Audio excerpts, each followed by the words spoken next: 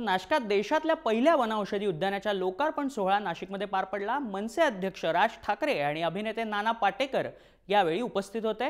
राज ठाकरेंचा महत्त्वाकांक्षी प्रकल्प म्हणून या उद्यानाकडे पाहिलं जात आहे। लाईट शो हे या उद्यानाचं मुख्य आकर्षण असेल। तसंच पर्यटकांना वेगवेगळ्या औषधी झाडांची माहितीही या उद्यानातून मिळणार आहे।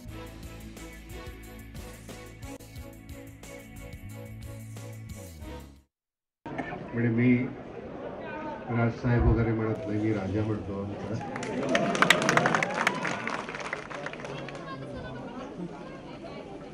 तो करतो तो पराकोटीचं काहीतरी करून ठेवतो आणि मग त्याच्यानंतर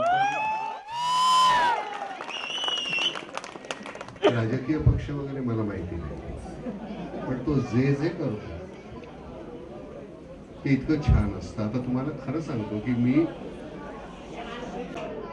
म्हणजे कुठल्याच शहरामध्ये असं काही पाहिलेलं नाही आणि इतकं मोठं, इतकं भव्य, इतकं छान। फक्त आता आपली जबाबदारी आहे इतकं छान टिकवणं। आणि इथलं प्रत्येक झाड लावताना, प्रत्येक कुठलं एवढी छोटंसं रोपटं असेल ते लावताना किती मेहनत घेतली गेली आहे हे तुम्हाला नाही माहिती।